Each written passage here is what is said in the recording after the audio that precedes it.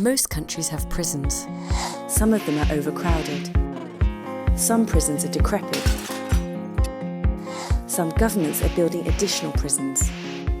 A small number of governments are reducing the number of detainees and closing down prisons, using community-based approaches instead. At the International Committee of the Red Cross, we work in prisons, visiting detainees, discussing with authorities how to improve conditions and treatment. We see prisons being built and are sometimes asked to comment on them.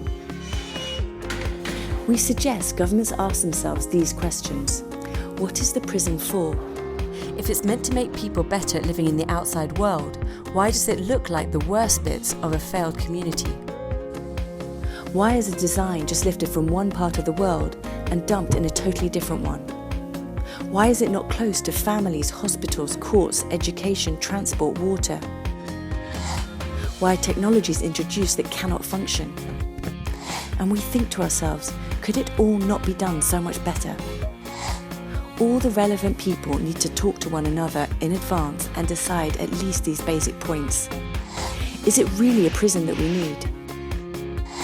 What should a prison in our country, culture or economy look like? What do people living and working in prison need? How can we translate that into a design and be sure the design will work in reality? For more information, look out for the International Committee of the Red Cross's practical guide to the planning and design of prisons.